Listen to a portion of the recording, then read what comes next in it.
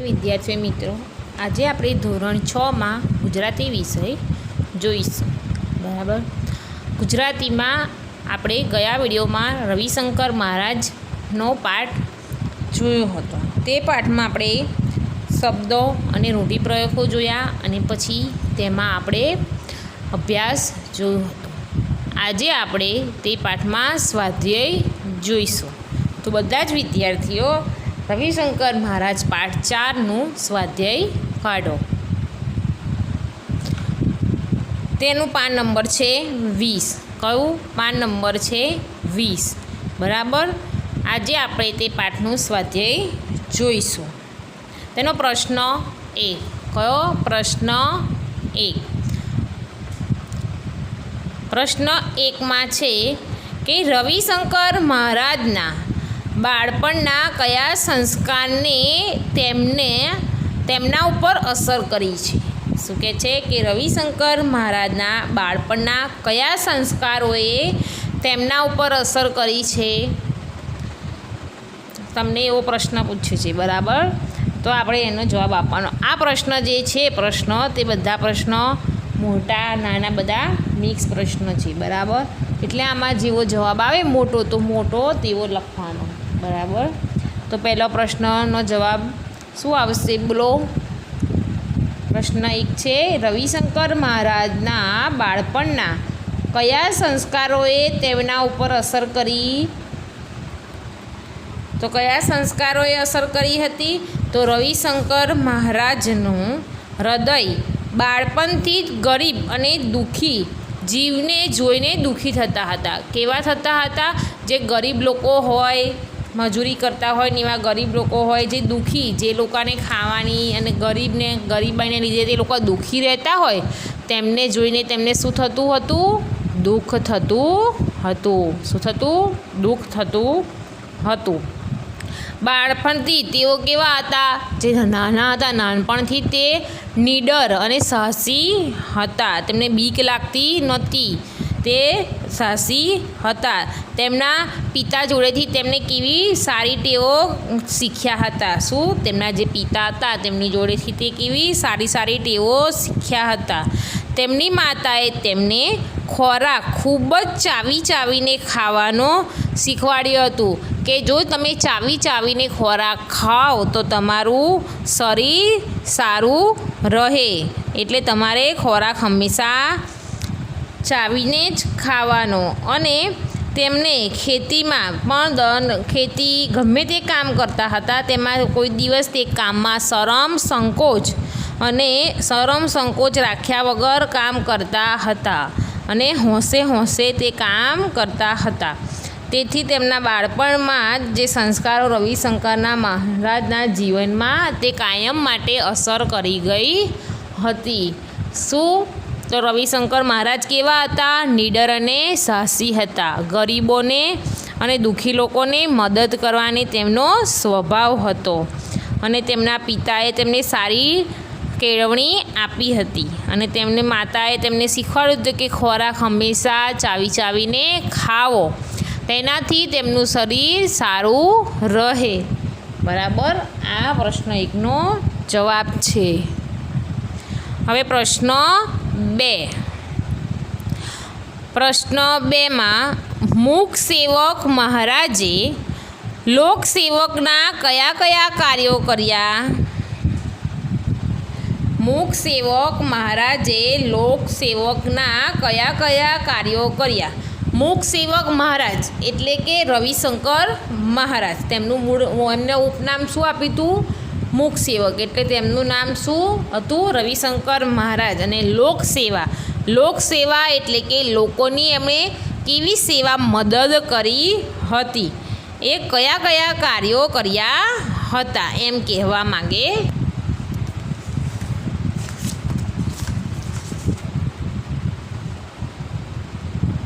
મૂક સેવક એટલે કે જે રવિશંકર મહારાજ હતા તે લોકોની સેવા કરતા હતા. તો કેવી સેવા કરતા હતા? તે કયા કાર્યોની સેવા કરી હતી એમણે? તો કે એમણે અનાથ જે બાળકો હતા, જે અનાથ આશ્રમમાં બાળકો રહેતા હતા, તેમને શું કર્યો હતો? ફાળો ઉઘરાવ્યો હતો. તેમને જે ચોરી લૂંટફાટ કરનારા હતા, જે ચોરી કરનારા હતા ને તેને શું કહેવાય? બહારવટીઓ. બહારવટીઓને શું કર્યું? હૃદય પરિવર્તન કર્યું હતું, એમ કે તમે આ ખોટો રસ્તો છોડીને સાચા રસ્તે આવી જાઓ. એટલે બહારવટીઓને હૃદય પરિવર્તન કરાયું. ગામમાં ગંદકી અને ગરીબાઈને દૂર કરવાનો પ્રયત્ન કર્યો હતો. જે મોટા કોમી હુલ્લડો થતા હતા તેમાં પણ તેમણે શું કર્યું હતું? બધાને બચાયા હતા. જે કોમી હુલ્લડો હતા તેમાં પણ બધાને બચાયા હતા. અને જે કુદરતી આફતોમાં પણ લોકોની મદદ કરી હતી. શું? કુદરતી જે આફતો આવતી એમાં પણ બધાની મદદ કરી. જ્યારે દુષ્કાળ પડ્યો હતો, દુષ્કાળ એટલે શું? ખોરાક ને પાણી ના મળે ત્યારે લોકોને પાણી અને ખોરાક પણ લાવી આપવાની વ્યવસ્થા કરી આપતા હતા. પછી કોલેરા જ્યારે ફાટી ગયો હતો ત્યારે પણ તે દર્દીને ખૂબ જ મદદ કરી હતી. બરાબર. તો તમારે જવાબમાં શું લખવાનું? જવાબમાં લખવાનું કે મૂક સેવક રવિશંકર મહારાજે લોકસેવાના અનેક કાર્યો કર્યા હતા. એમાં અનાથ આશ્રમના બાળકોને ફાળો ઉઘરાવ્યો આપ્યો હતો. ચોર ને બહારવટિયાઓનું હૃદય પરિવર્તન કરાવ્યું હતું.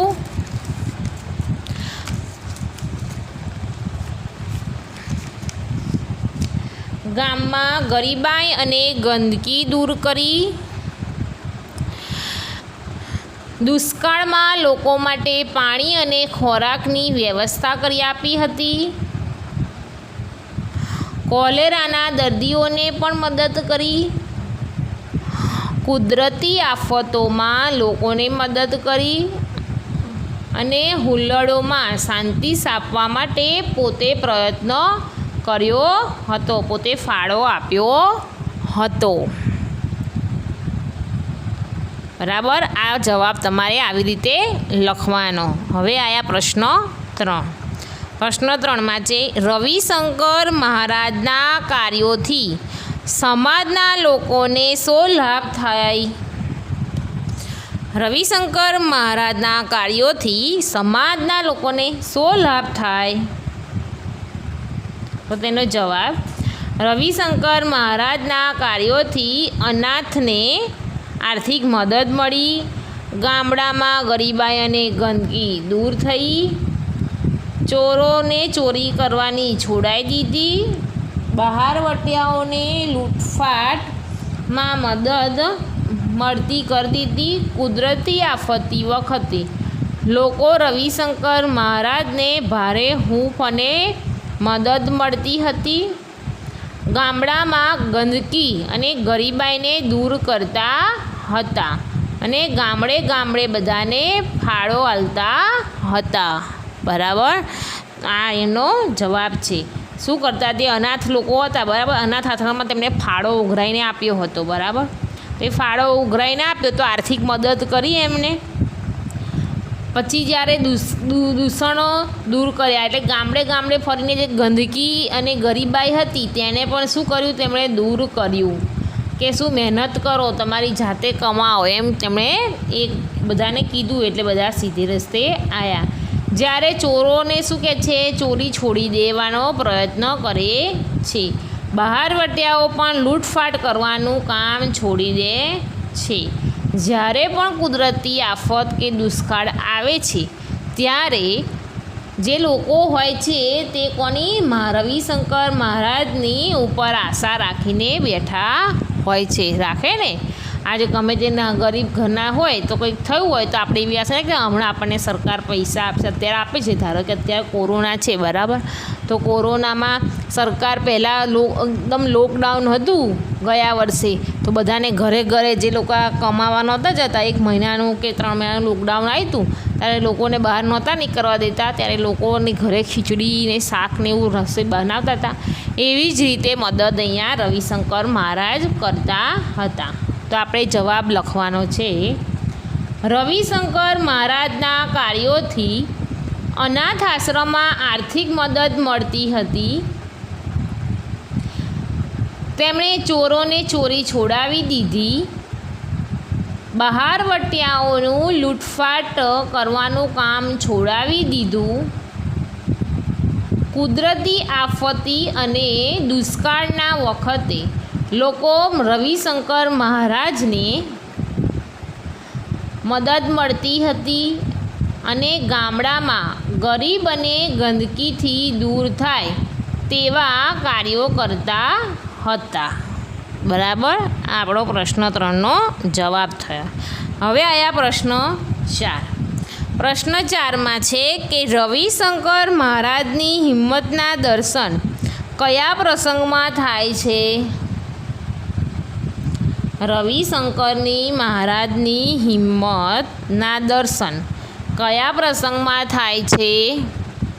તો કે રવિશંકર મહારાજની હિંમતના દર્શન ઈસવીસન 1941 અને ઈસવીસન 1946માં અમદાવાદમાં મોટા હુલ્લડો થયા હતા. તેમાં માણસોને હેવાન બની અંદરો-અંદર લડતા હતા અને કાપા કાપી નાખી દેતા હતા. તે વખતે મહારાજે બીયા વગર સામસામે શેરીઓમાં ફરતા અને લોકોને સમજાવતા હતા અને હુલ્લડોમાં અનેક માણસોને મૃત્યુ પામ્યા. તેમને સબનો મહારાજે જાતે અગ્નિ સંસ્કાર કર્યા હતા. ત્યાં એમના આ પ્રસંગમાં રવિશંકર મહારાજના હિંમતના દર્શન થાય છે. શું જ્યારે હુલ્લડો કે તોફાનો થતા હોય, આપણે બીજાને મારીને કાપી કરતા હોય તો આપણે બહાર જઈએ ના જઈએ? તો રવિશંકર મહારાજ એ સમયે જ્યારે જતા હતા. એટલે આપણે જવાબમાં આ બોલી એ જ પ્રમાણે લખવાનું છે. ફરીવાર બોલું છું, રવિશંકર મહારાજના હિંમતના દર્શન ઈસવીસન 1941 અને ઈસવીસન 1946માં અમદાવાદમાં મોટા હુલ્લડો થયા હતા. ત્યારે માણસો એકબીજાને કાપી અને હેવાનિયતથી અંદરો-અંદર જે લડતા હતા તેની સામે તે મહારાજ નીડર નિર્ભય બનીને સામસામી શેરીઓમાં જઈને લોકોને સમજાવતા અને લોકોને શું સમજાવતા કે એકબીજાને અંદર મારશો નહીં, કાપશો નહીં તેવું સમજાવતા. અને પછી જે હુલ્લડમાં મરી ગયેલા હોય, મૃત્યુ પામેલા હોય તે લોકોને રવિશંકર મહારાજે અગ્નિ સંસ્કાર આપ્યા હતા. અને આ પ્રસંગે રવિશંકર મહારાજની હિંમતના દર્શન થયા હતા. બરાબર, આ પ્રશ્ન આપણો 4 થયો. હવે આયા પ્રશ્ન 5. પ્રશ્ન 5 છે કે રવિશંકર મહારાજનો જીવન મંત્ર શું હતો? એ તો બધાને ખબર જ હશે ને, પાઠ જોયો હશે તો એ તો સીધું જ છે કે રવિશંકર મહારાજનો જીવન મંત્ર કાતેલી કાંથીમાંથી સાદું વસ્ત્ર પહેરવું, સાદું ખાવું પીવું અને સાદું રહેવું એ રવિશંકર મહારાજનો જીવન મંત્ર હતો. આપણે આગળ પાઠમાં જોયું હતું ને, આગળ પાઠમાં આપ્યું છે, આ પાના ઉપર આપ્યું છે. ખાદીના વસ્ત્રો પહેરવા, સાદું ખાવું પીવું અને સાદાઈથી રહેવું તા તેમનો જીવન મંત્ર છે. તો આપણે અહીંયા લખવાનું કે ચરખે ચલાવી ખાદીના વસ્ત્રો પહેરવા, સાદું ખાવું પીવું અને સાદાઈથી રહેવું તે તેમના રવિશંકર મહારાજનો જીવન મંત્ર છે. બરાબર, આ તમારે લખવાનું. હવે આયા પ્રશ્ન 6. પ્રશ્ન 6માં મહારાજ શબ્દના જુદા જુદા અર્થ લખો. શું? મહારાજ શબ્દના જુદા જુદા અર્થ લખો. તો પહેલો, મહારાજ એટલે કે રસોઈયો. કોણ? મહારાજ એટલે રસોઈયો. પછી સંત મહાનતો, જે પહેલાંના લોકો રાજાઓ હતા તેમને પણ મહારાજ કહેવાતા હતા. બીજો, મોટા મહારાજ અને સમ્રાટ. અને બીજો એક કે જે આપણને મહારાજ પૂજા કરાવે છે, જે આપણે જે ભગવાનની પૂજા કરીએ છીએ તે મહારાજ કે યજમાનની પૂજા કરીએ તે મહારાજને પણ મહારાજ કહેવાય છે. બરાબર. હવે આયા પ્રશ્ન 7. પ્રશ્ન 7માં છે કે દિવસ રાત અંધશ્રદ્ધા ઝાડા ઉલટી જીવન ધર્મ આ શબ્દો સાથે સાથે કેમ લખાય છે?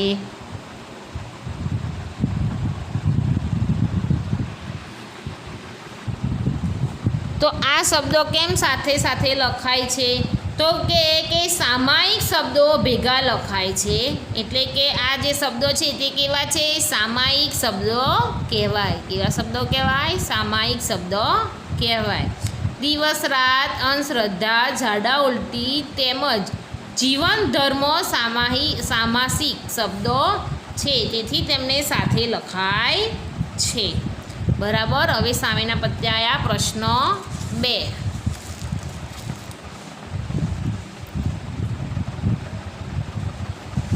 પ્રશ્ન 2માં છે કે સૂચના પ્રમાણે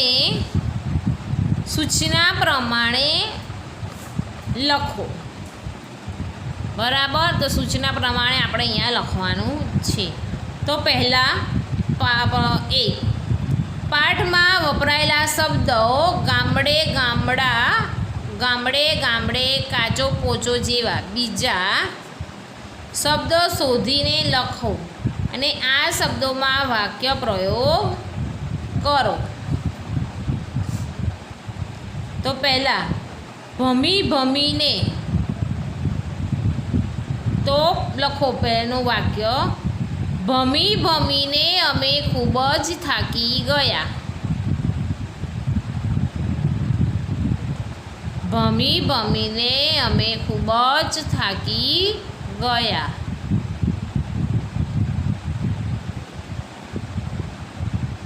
પછી બીજો શબ્દ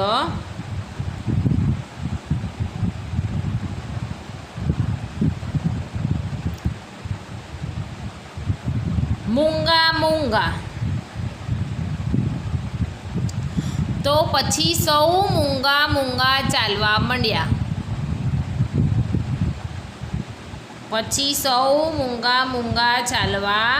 માંડ્યા. અંદરો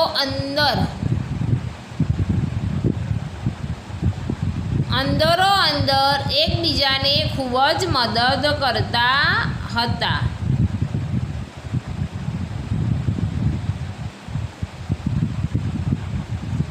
નાના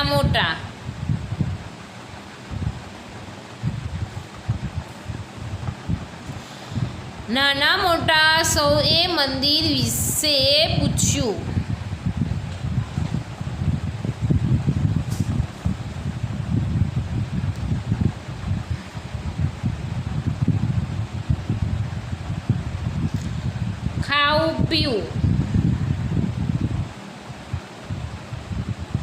ખાવું પીવું તો પડે જ ને.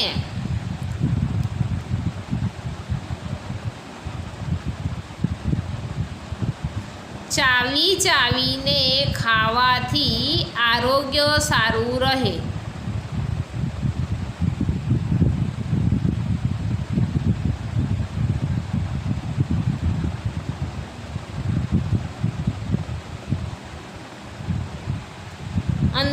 અંદર થઈ ગયું ટપોટપ.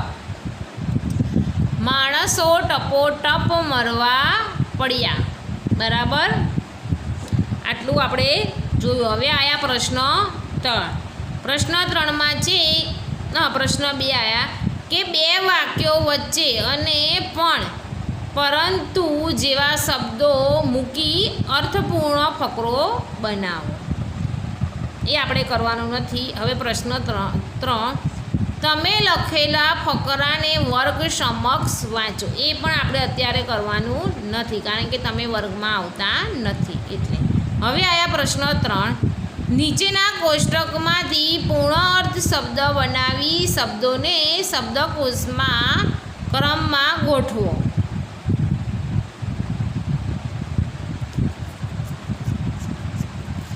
તો આપણે અહીંયા જોવાનું છે કે પહેલાં લખ્યું છે કે જનક બરાબર, પછી આપ્યું છે મહારાજ,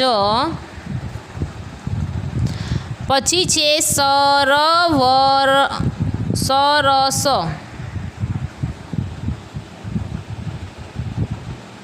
હાર,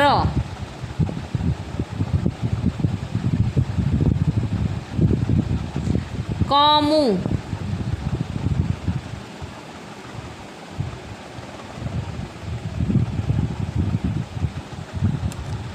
પછી છે કરા,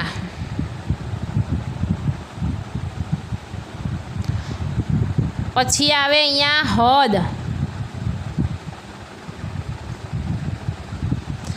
સેવક,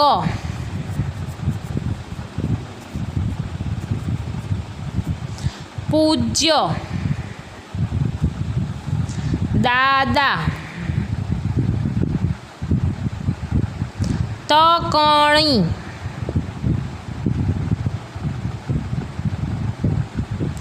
બરાબર. આમાં આટલા શબ્દો બને છે. હવે આયા પ્રશ્ન 4, તમારા વિસ્તારની પરોપકારી વ્યક્તિ વિશે 5 વાક્યો લખવાના.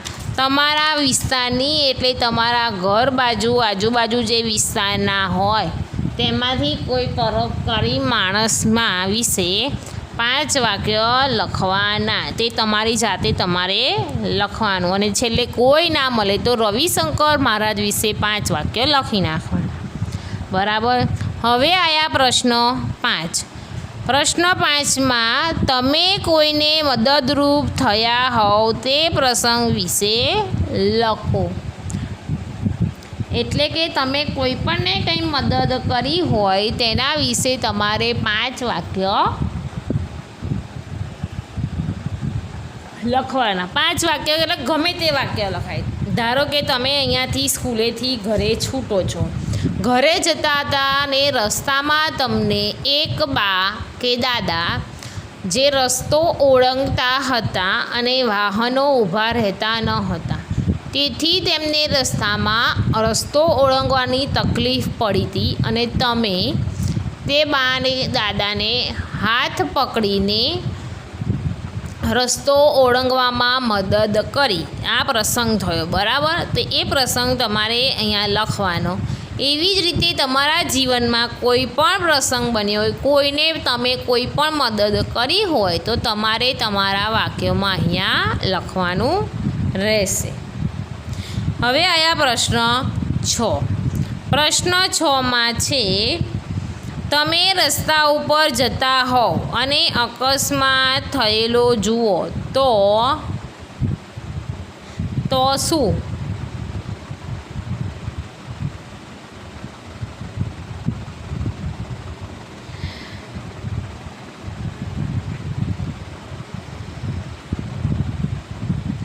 તો શું કહે છે? તમે રસ્તા ઉપર જતા હોવ અને અકસ્માત થયેલો જુઓ તો અકસ્માત થયેલો જોયો હોય તો શું કરવો? પહેલાં તો અત્યારે તાત્કાલિક સારવાર માટે 108ને ગાડી બોલાવો.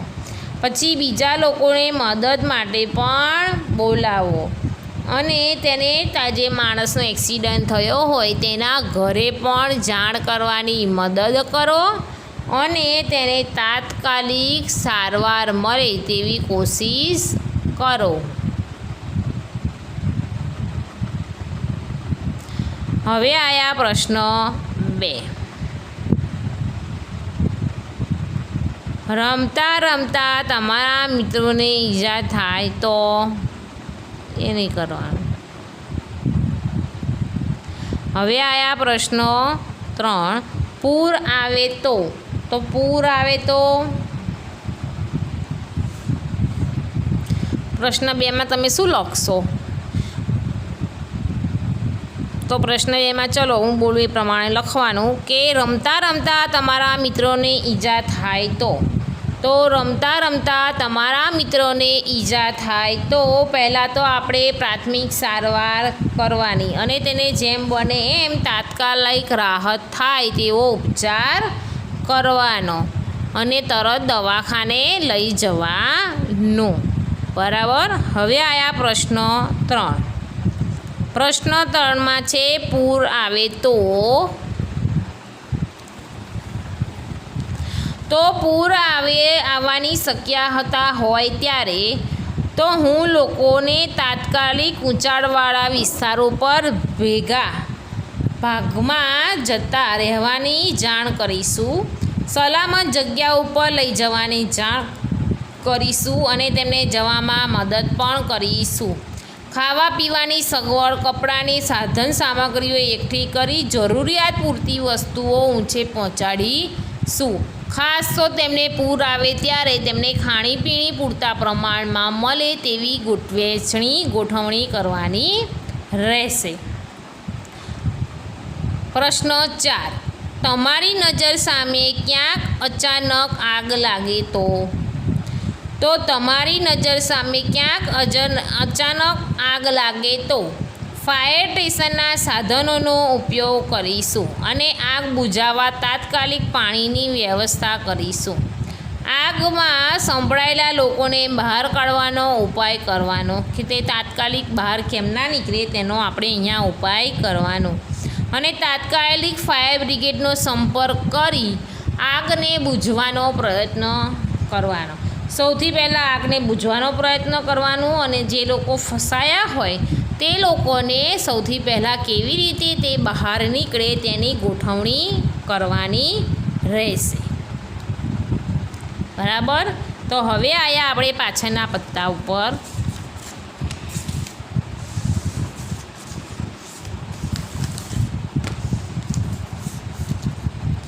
PAN number 22.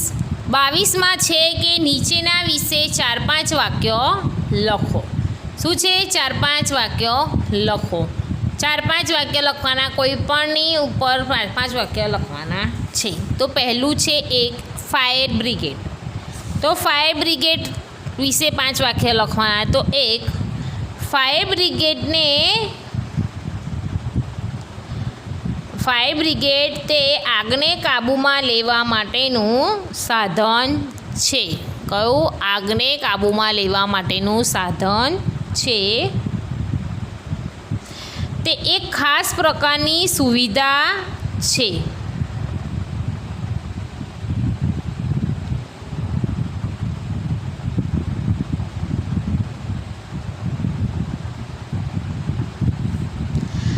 ફાયર બ્રિગેડથી આગને બુઝાવી શકાય છે.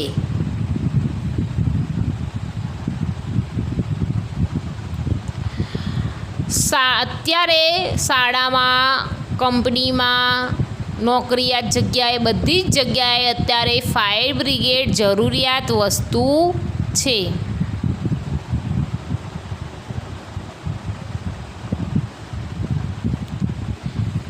એટલે ત્યાં આપણે ફાયર બ્રિગેડ ના હોય પણ ફાયર સ્ટેશન ફાયરની વસ્તુઓ મૂકવામાં આવે છે. ફાયર બ્રિગેડવાળાને અલગથી ગણવેશ આપવામાં આવે છે. બરાબર. આપણા 5 વાક્ય થઈ ગયા. હવે આપણે બીજું 108 એમ્બ્યુલન્સ સર્વિસ. શું? 108 એમ્બ્યુલન્સ સર્વિસ. તો જો 108 એમ્બ્યુલન્સ સર્વિસ તે તાત્કાલિક સેવા માટેની સર્વિસ છે. 108 એમ્બ્યુલન્સ સર્વિસમાં જે અકસ્માતનો ભોગ બનેલા લોકો માટે મહત્ત્વની તાત્કાલિક સેવા છે.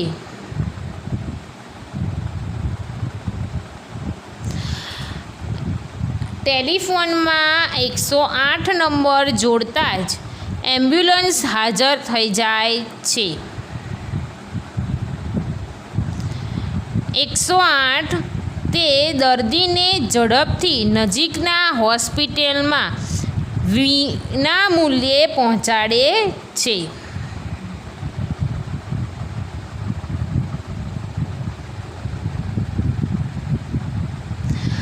આ દુર્ઘટના વખતે ગુજરાત સરકારની આ સેવા આપવામાં આવે છે. હવે આયા 3 આપત્તિ વ્યવસ્થાપન કચેરી ડિઝાસ્ટર મેનેજમેન્ટ. આપત્તિ વ્યવસ્થા કચેરી એટલે કેવું કે જે આપણે આપત્તિ એટલે આફતો આવી, પૂર આવું, ભૂકંપ આવે, બધી આફતી હોય ત્યારે આપત્તિના સમયે આ જ વ્યવસ્થા કચેરી બનાવવામાં આવેલી છે. એટલે કે કુદરતી આફતો, પૂર કે ભૂકંપના સામે આપત્તિ વ્યવસ્થા કચેરી બનાવવા, નિયંત્રણ તેમજ માર્ગદર્શન આપવાનું કામ કરે છે.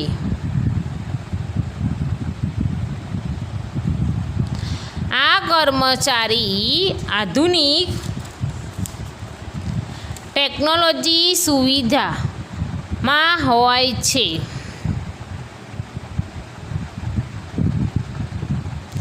તે લોકો ઓછામાં ઓછું નુકસાન થાય તેવું કામગીરી મોટા પાયે ઉપર કરતા હોય છે.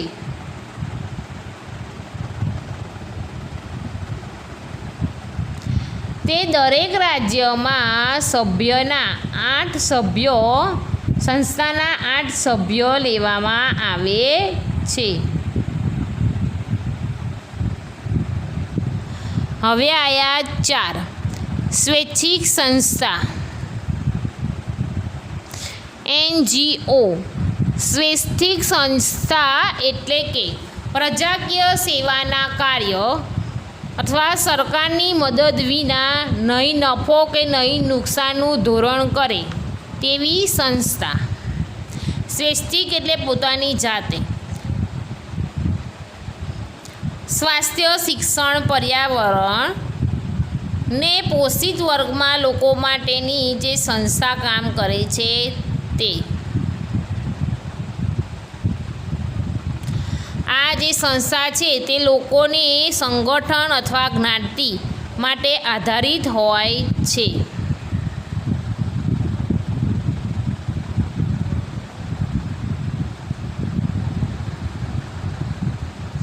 તે લોકોના સંગઠનો રાષ્ટ્રીય કે આંતરરાષ્ટ્રીય સ્તર ઉપરના હોય છે.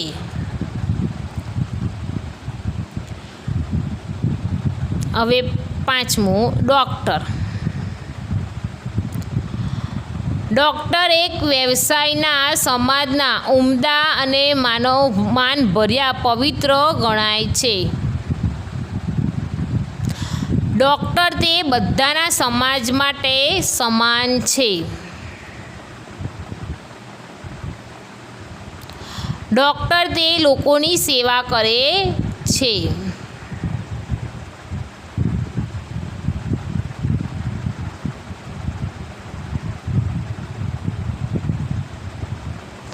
ડૉક્ટર તે એક ભગવાન તરીકેની ગણના થાય છે.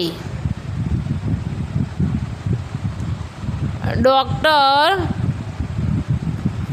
માણસનો જીવ બચાવવાનું કાર્ય કરે છે. બરાબર, આપણે આ 5 વાક્યો લખ્યા. હવે આયા પ્રશ્ન 8. પ્રશ્ન 8માં શું છે કે નીચેના શબ્દ સમૂહ માટે એક શબ્દ આપો. બરાબર, એટલે આ એક વાક્ય છે, એના ઉપરથી એક શબ્દ આપણે બનાવવાનો છે. નદી કિનારા પાસેની બખોલ.